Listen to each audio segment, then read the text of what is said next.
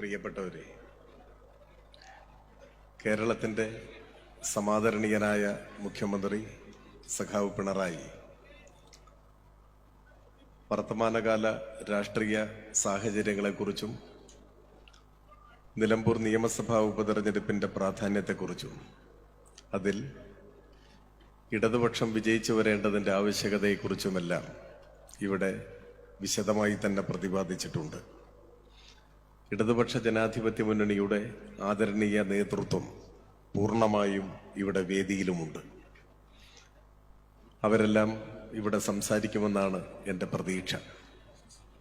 സ്ഥാനാർത്ഥി എന്ന നിലയിൽ ദീർഘമായ ഒരു വോട്ടഭ്യർത്ഥന പ്രസംഗത്തിലേക്ക് കടക്കണം എന്ന് ഞാൻ ആഗ്രഹിക്കുന്നില്ല. ഇതിനോടകം തന്നെ നമ്മുടെ നാട് ഈ ഉപതെരഞ്ഞെടുപ്പിൻ്റെ വിവിധ വശങ്ങളെ സംബന്ധിച്ച് ചർച്ച ചെയ്തിട്ടുള്ളതാണ്. ആ കാര്യങ്ങളെല്ലാം ആവർത്തിക്കേണ്ട സാഹചര്യവുമില്ല. ഇവിടെ ഒത്തുകൂടിയിരിക്കുന്ന എൻ്റെ പ്രിയപ്പെട്ട സഹോദരീ സഹോദരന്മാരോട്, എൻ്റെ നാട്ടുകാരോട് എനിക്കൊരൊറ്റ കാര്യം മാത്രമേ ഓർമ്മപ്പെടുത്താനുള്ളൂ. മുഖ്യമന്ത്രിയും അക്കാര്യം ഇവിടെ സൂചിപ്പിക്കുകയുണ്ടായി. നമ്മുടെ നാട് മഹത്തായ മാറ്റങ്ങളിലൂടെയാണ് കടന്നു പോകുന്നത്. ഏതെങ്കിലും ഒരു ചരിത്രകാരൻ കേരളത്തെ സംബന്ധിച്ച് പരാമർശിക്കുമ്പോൾ കേരളത്തിൻ്റെ സുവർണകാലം എന്ന് ഏതെങ്കിലും ഒരു കാലത്തെ വിശേഷിപ്പിക്കുന്നുണ്ടെങ്കിൽ അത് പോയ 9 വർഷങ്ങളായിരിക്കും എന്ന കാര്യത്തിൽ ഒരു സംശയവുമില്ല. രാഷ്ട്രീയമായി നമ്മെ എതിർക്കുന്നവർ, രാഷ്ട്രീയ കാരണങ്ങൾ കൊണ്ട് വിയോജിക്കുന്നവർ, പക്ഷെ അവർ പോലും ഈ മാറ്റങ്ങളെ സ്വീകരിക്കുന്നവരാണ് എന്ന കാര്യവും നിസ്തർക്കമാണ്. ഒരുപാട് ഉദാഹരണങ്ങളിലേക്ക് പോകേണ്ടതില്ല. ഈ 1ഉം 2ഉം പിണറായി സർക്കാരുകളുടെ കാലത്ത് കേരളത്തിൽ സാധാരണക്കാരായ ജനങ്ങൾക്കും അനുഭവവേദ്യമായ വലിയ മാറ്റങ്ങൾ, ആ മാറ്റങ്ങൾ ഓരോന്നായി നിങ്ങൾ എടുത്തു നോക്കൂ. ഇപ്പോൾ കേരളത്തിൽ പവർ കട്ടില്ല. ഒരു ചെറിയ കാര്യമല്ല. UDF ഗവൺമെന്റിന്റെ ഒടുവിലത്തെ കാലം 1 മണിക്കൂറായിരുന്നു പവർ കട്ട്. പുറമെ അപ്രഖ്യാപിത കട്ട് എന്ന നിലയിൽ ഏതു സമയത്തും വൈദ്യുതി പോകും. പിന്നെ നീണ്ട കാത്തിരിപ്പാണ്. ഓരോ വീടുകളിലും മെഴുകുതിരിയും മണ്ണെണ്ണ വിളക്കുമായി കാത്തിരുന്ന ഒരു കാലം. എത്ര പെട്ടെന്നാണ് ആ കാലം പോയി മറഞ്ഞത്. ഇന്നതൊരു പഴയ ഓർമ്മ മാത്രമാണ്. പവർ കട്ടില്ലാത്ത കേരളം യാഥാർത്ഥ്യമാക്കി നമ്മുടെ രാജ്യത്തെ ഇതര സംസ്ഥാനങ്ങളെ നമ്മുടെ നാട് വിസ്മയിപ്പിക്കുകയാണ്.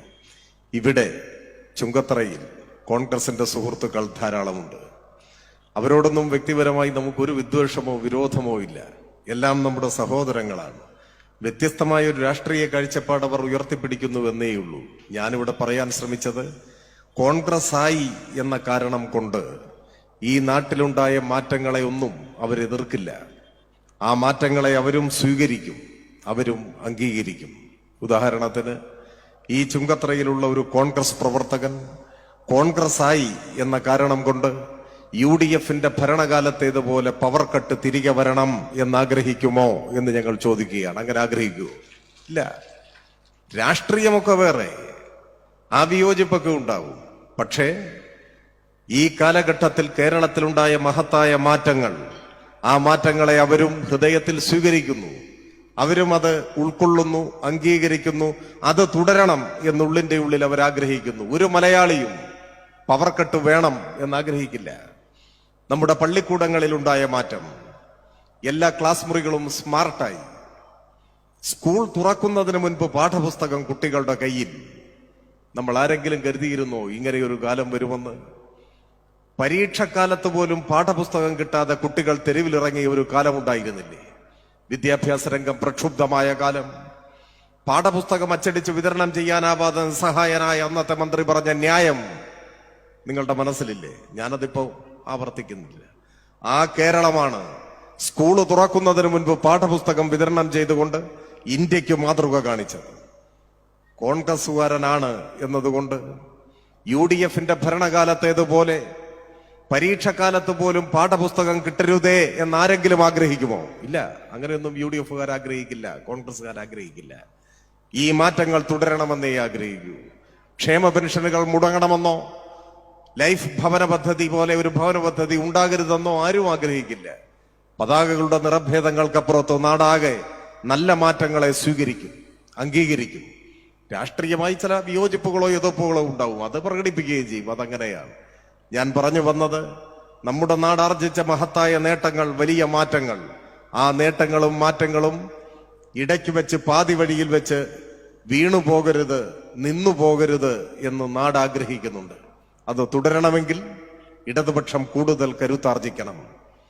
ഇടതുപക്ഷം കരുത്താർജിക്കുമ്പോഴാണ് നാടിന്റെ നന്മകൾക്ക് തുടർച്ചയുണ്ടാവുക, നമ്മുടെ ജീവിതത്തിൽ അനുഭവവേദ്യമാകുന്ന മാറ്റങ്ങൾ ഉണ്ടാവുക, മാറ്റങ്ങളുടെ ഭാഗമായ നേട്ടങ്ങൾ ഉണ്ടാവുക. സ്വാഭാവികമായും ഇടതുപക്ഷം കരുത്താർജിക്കണമെങ്കിൽ ഈ നിയമസഭാ ഉപതെരഞ്ഞെടുപ്പിൽ ഇവിടെയും ഇടതുപക്ഷം വിജയിക്കേണ്ടതായിട്ടുണ്ട്. ഒപ്പം നിലമ്പൂരിനും പുതിയൊരു വികസന വഴിത്താരം വെട്ടിത്തെളിയിച്ചെടുക്കാൻ നമുക്കാവും. ചില സുഹൃത്തുക്കൾ ചോദിക്കുന്നുണ്ട്, ഏതാനും മാസങ്ങൾ കഴിഞ്ഞാൽ വീണ്ടും തെരഞ്ഞെടുപ്പ് വരും. ചെറിയൊരു കാലമാണ് നിയമസഭയുടെ കാലാവധി. ആര് ജയിച്ചാലും മഹാത്ഭുതങ്ങൾ കാഴ്ചവെക്കാൻ ആവില്ല എന്നുറപ്പാണ്. അതൊക്കെ ശരിയാണ്. കാലാവധി നിയമസഭയുടേത് കുറവാണ്, ഏതാനും മാസങ്ങൾ മാത്രം. പക്ഷെ അതുകൊണ്ട് ഈ തെരഞ്ഞെടുപ്പിന്റെ പ്രാധാന്യം കുറയുന്നില്ല. ബൃഹത് പദ്ധതികൾ ആവിഷ്കരിക്കാനും പ്രയോഗപഥത്തിൽ എത്തിക്കുവാനും ഒരുപക്ഷെ സാധിച്ചേക്കില്ല എന്നെല്ലാവരും സമ്മതിക്കുമ്പോൾ തന്നെ പുതിയ ചില തുടക്കങ്ങൾ കുറിക്കാൻ നമുക്കാവും എന്ന കാര്യത്തിൽ സംശയമില്ല. നിലമ്പൂരിന് അനുയോജ്യമായ വികസന പദ്ധതികൾ ആവിഷ്കരിക്കാൻ, അത്തരം പദ്ധതികൾക്ക് അംഗീകാരം നേടുന്നതിന്റെ ഭാഗമായ പ്രാരംഭ നടപടികളിലേക്കെങ്കിലും കടക്കാൻ നമുക്ക് സാധിക്കും. അതിനുള്ള സമയമുണ്ട്. അങ്ങനെ ഒരു തുടക്കം കുറിക്കാനായാൽ യാതൊരു സംശയവും വേണ്ട, ഒരു പുതിയ വികസനോന്മുഖ നിലമ്പൂരിന്റെ അടിത്തറയായി അത് മാറും. ആ അടിത്തറയിൽ നമുക്കൊരു പുതിയ നിലമ്പൂർ പണിതുയർത്താനാവും. 2026 നിയമസഭാ തിരഞ്ഞെടുപ്പ് നടക്കുമ്പോൾ നല്ല മാറ്റങ്ങൾക്ക് നാട് നൽകുന്ന അംഗീകാരത്തിന്റെ ഭാഗമായി തുടർച്ചയായ 3ാം ഇടതുപക്ഷ മുന്നണി ഗവൺമെന്റ് അധികാരത്തിൽ വരുമെന്ന കാര്യം ഉറപ്പാണ്.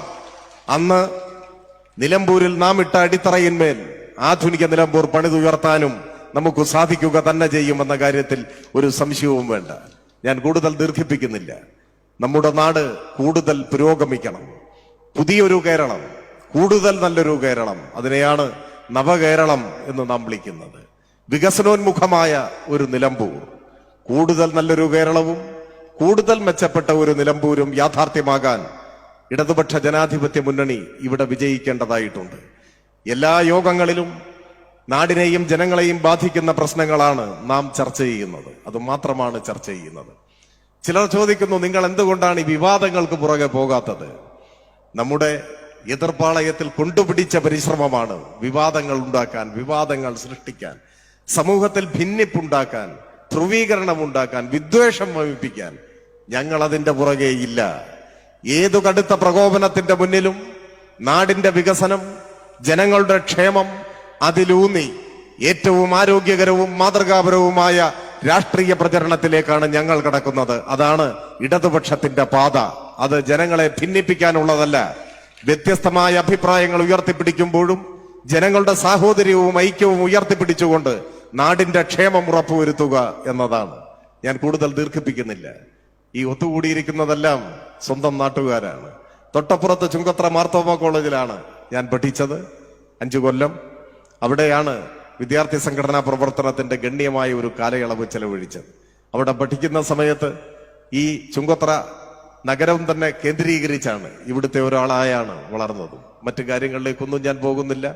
പ്രിയപ്പെട്ട സഹോദരി സഹോദരന്മാരോട് അഭ്യർത്ഥിക്കുന്നു, ഇത് കേരളത്തിന്റെ രാഷ്ട്രീയത്തിൽ ദിശ നിർണയിക്കപ്പെടും വിധമുള്ള ഒരു ഉപതെരഞ്ഞെടുപ്പാണ്. കേരളത്തിന്റെ രാഷ്ട്രീയ ശാക്തിക ബലാബലങ്ങളെ തന്നെ സ്വാധീനിക്കാൻ കഴിയുന്ന, ഇപ്പോ കേരളത്തിൽ അനുഭവപ്പെടുന്ന ഒരുപാട് നന്മകൾ ജനങ്ങൾക്ക് പ്രദാനം ചെയ്ത മാറ്റങ്ങളെ, ആ മാറ്റങ്ങളെ കൂടുതൽ ശക്തമായി പ്രതിഫലിപ്പിക്കാൻ, മുൻപോട്ട് കൊണ്ടുപോകാൻ, ലോകത്തിലെ ഏതൊരു നാടിനെയും അതിശയിപ്പിക്കും വിധം വളർച്ചയുടെയും വികാസത്തിന്റെയും ക്ഷേമത്തിന്റെയും തുരുത്തായി, പോറലേൽക്കാത്ത മതനിരപേക്ഷതയുടെ കളിത്തൊട്ടിലായി ഈ കേരളത്തെ നിലനിർത്താനുള്ള ഒരു ജനതയുടെ ഇച്ഛാശക്തിയാണ് തീർച്ചയായും നിലമ്പൂരിന്റെ വിധി നിർണയിക്കുക. നമുക്ക് ഒരുമിച്ച് മുൻപോട്ട് പോകാനാവും. സാധാരണ തെരഞ്ഞെടുപ്പിൽ മത്സരിക്കുന്നത് സ്ഥാനാർത്ഥിയാണ്. എനിക്ക് തോന്നുന്നത് ഓരോ സ്വീകരണ കേന്ദ്രങ്ങളിലെയും ആവേശനിർഭരമായ പിന്തുണയും ഐക്യദാർഢ്യവും കാണുമ്പോൾ തോന്നുന്നത് ഈ തിരഞ്ഞെടുപ്പിൽ മത്സരിക്കുന്നത് എന്തായാലും സ്ഥാനാർത്ഥി ഒറ്റയ്ക്കല്ല, മത്സരിക്കുന്നത് നമ്മളെല്ലാവരും ഒരുമിച്ചാണ് നാടിനു വേണ്ടി. അങ്ങനെ നമ്മളെല്ലാവരും ഒരുമിച്ച് മത്സരിക്കുന്ന ഒരു തിരഞ്ഞെടുപ്പായി ഈ തിരഞ്ഞെടുപ്പിനെ നിങ്ങൾ കണക്കാക്കണം. നമുക്കൊരുമിച്ച് മത്സരിക്കാം, ഈ നാടിനു വേണ്ടി പൊരുതി ഒരുമിച്ച് ജയിക്കാം എന്നാശിച്ചുകൊണ്ട് ഇവിടെ ഒത്തുകൂടിയ എല്ലാ പ്രിയപ്പെട്ട സഹോദരീ സഹോദരന്മാരെയും ഹൃദയപൂർവ്വം അഭിവാദ്യം ചെയ്തുകൊണ്ട് എന്റെ എളിയ വാക്കുകൾ അവസാനിപ്പിക്കുന്നു. ഒരിക്കൽ കൂടി ചുറ്റികയരിവാൾ നക്ഷത്രമടയാളത്തിൽ വോട്ടുകൾ രേഖപ്പെടുത്തി ഇടതുപക്ഷത്തിന് തിളക്കമാർന്ന വിജയം സമ്മാനിക്കുന്നതിനുള്ള പ്രവർത്തനങ്ങളിൽ നേതൃത്വം കൊടുക്കാൻ, വോട്ട് ചെയ്യുക മാത്രമല്ല ആ പ്രവർത്തനങ്ങളിലെല്ലാം നേതൃത്വം കൊടുക്കാൻ നിങ്ങളെ എല്ലാവരെയും സ്നേഹപൂർവ്വം ക്ഷണിച്ചുകൊണ്ട് ഒരിക്കൽ കൂടി എല്ലാവരെയും അഭിവാദ്യം ചെയ്തുകൊണ്ട് എന്റെ എളിയ വാക്കുകൾ അവസാനിപ്പിക്കുന്നു. അഭിവാദനം.